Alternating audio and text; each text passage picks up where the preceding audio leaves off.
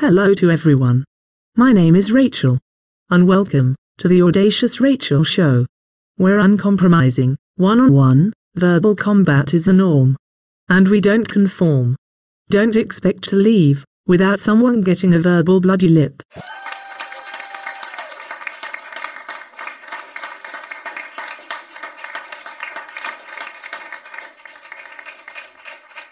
I would like everyone to welcome Richard. Richard is the CEO of the Full of Baloney Employment Agency. Hello everybody. It is great to be here, again.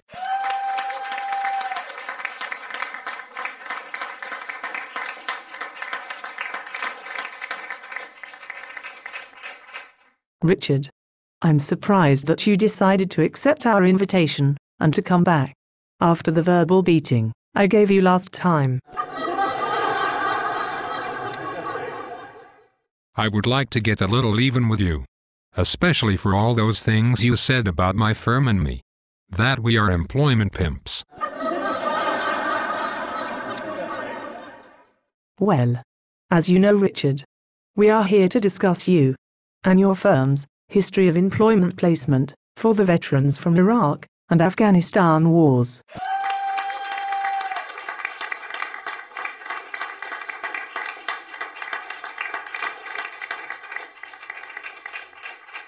I can tell everyone, right now, that we have a stellar history with recent veterans.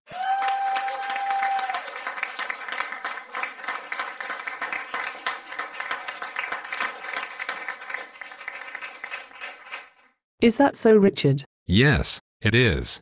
And we are very proud to support our veterans. My firm, and the firms we represent, are proud of our veterans and everything they have done for America and our allies.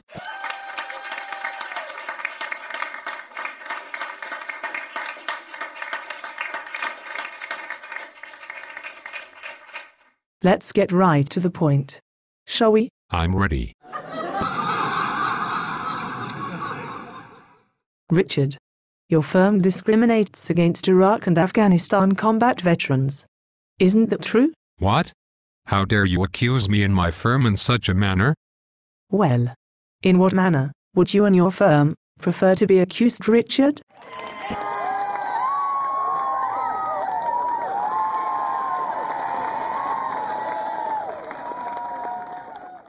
That is entirely untrue. We go out of our way to get the veteran hired. Before I reply to your statement, Richard, I must first address the audience.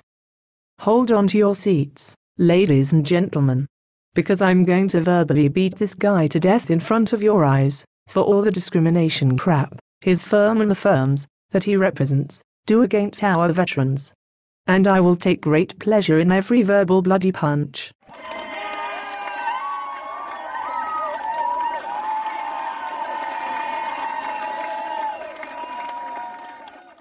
What? How dare you? I'm ready for you this time, lady. Well, I gave you full warning, Richard. Give it your best shot, lady.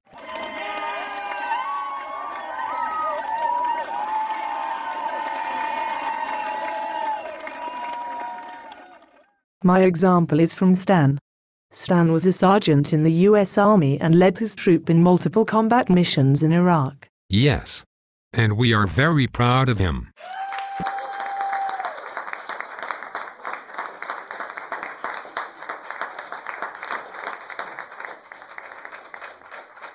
At an interview, Stan was asked a specific question concerning leadership and how he handled a recent problem. Do you wish to hear the question and the answer he gave to the hiring firm, Richard? Yes. I absolutely do. And again, we are very proud of our veterans.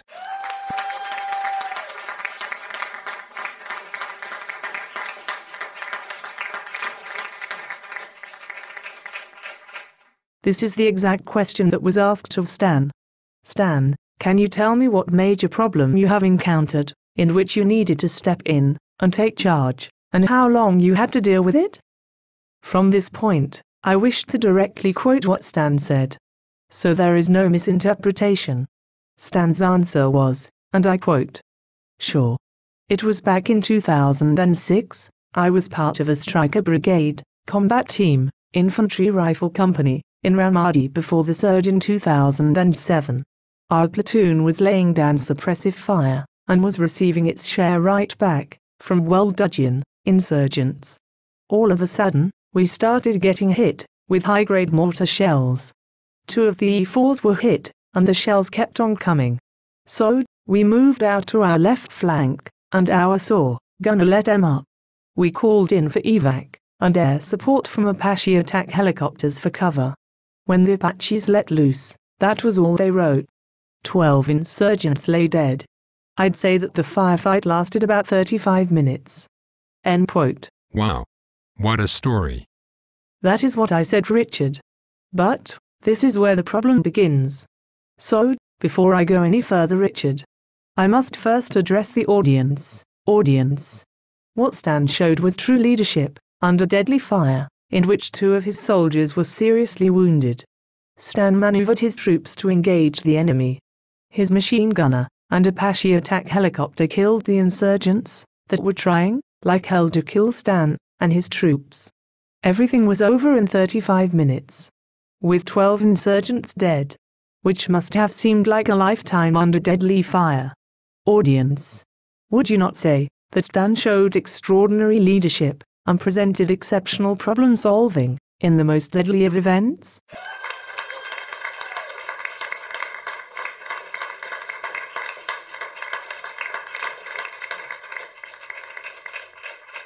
Richard, would you not agree with my statement and response of the audience that Stan showed true leadership? Absolutely. Really? Really. Well, Richard, that is all nice and cozy. But this is what happened after Stan gave his answer. The interviewer, a very young female, was so upset that she called in her boss to tell him that she was afraid of Stan. What? Stan was ushered out, and he reported back to your firm. Do you know what happened next, Richard? I'm sure we can clear this all up.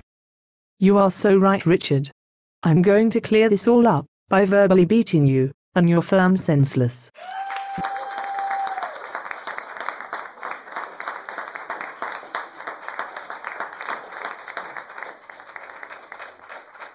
What? What are you talking about?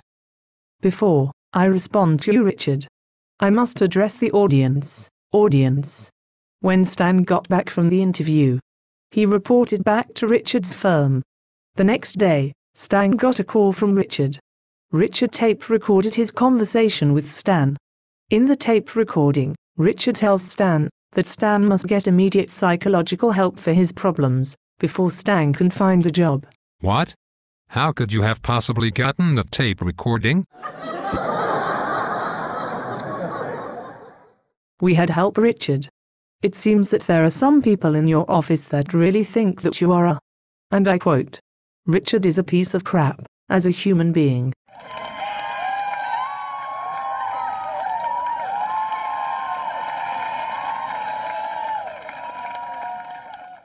How dare you, madam? Yes, I do dare. But perhaps you forgot, Richard, that this is the Audacious Rachel Show. Where uncompromising, one-on-one, verbal combat is a norm. And we don't conform. Don't expect to leave without someone getting a verbal bloody lip.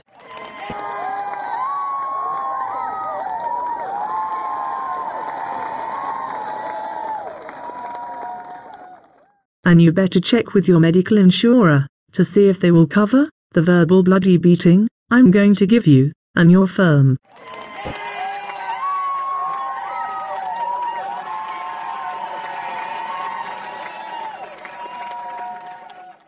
Just to let the audience know, Stan is a well-rounded individual and has no physical or psychological signs of distress. As a matter of fact, the U.S. Army psychologist's report verifies those facts.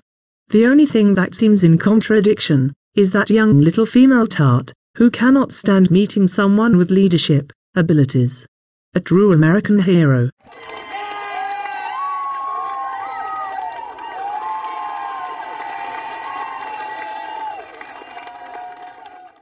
We have all of Stan's reports right here, Richard. But this is the part that really pisses me off. And that is that you signed the statement to the hiring firm, that Stan is in need of psychological testing. Tell us, Richard. Are you a licensed psychologist? Or a licensed psychiatrist? Or a licensed counselor, to give written or verbal psychological evaluations, or even judgments? I see by your silence that you are not. Notice, Richard. The audience is no longer laughing.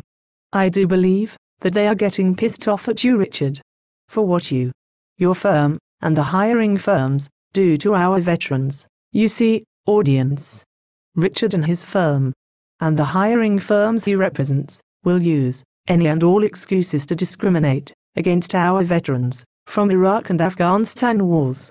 The example I gave the audience is just one small example of the hurdles that our veterans must overcome. Now see here, madam. I don't normally say this, but in your case, I will. Shut the fuck up.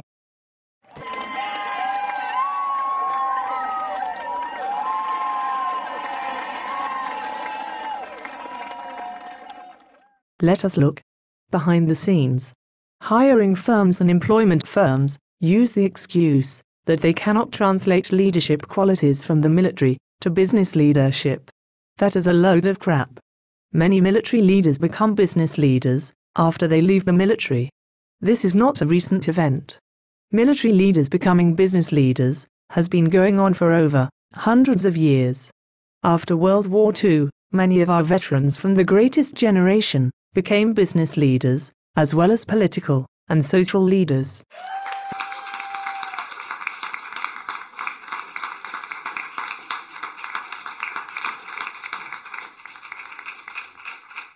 Well, audience, this is where I get to verbally slice off Richard's cojones. Well, audience, should I?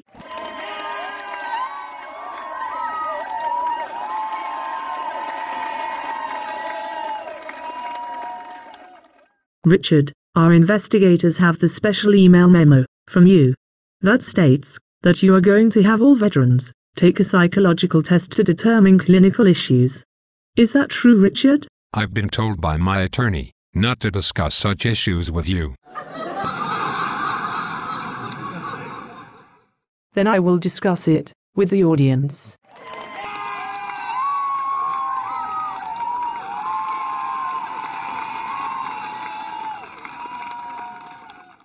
Audience.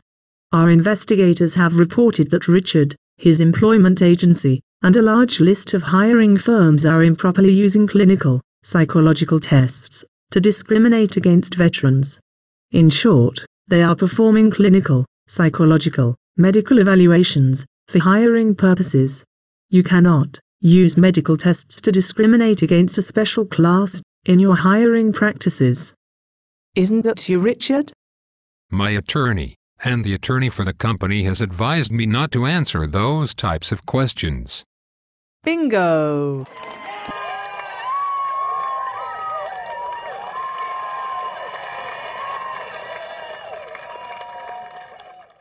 Well, I have had enough of this guy for today. But I'm sure he will be back to pick up his cojones in a future interview.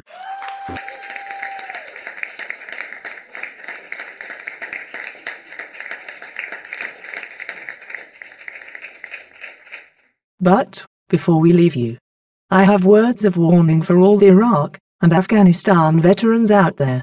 First, network with other veterans, especially in the colleges and universities that have education and training for you. Second, the feds have given companies some major tax incentives to hire you.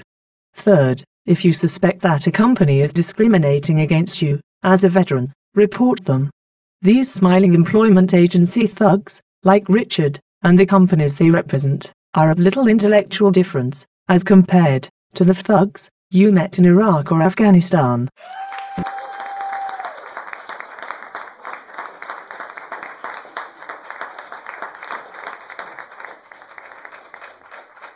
Well, I've had enough of verbally beating this guy and his firm.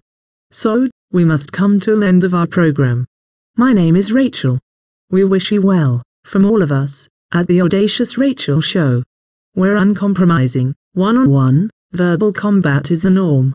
And we don't conform Don't expect to leave without someone getting a verbal bloody lip.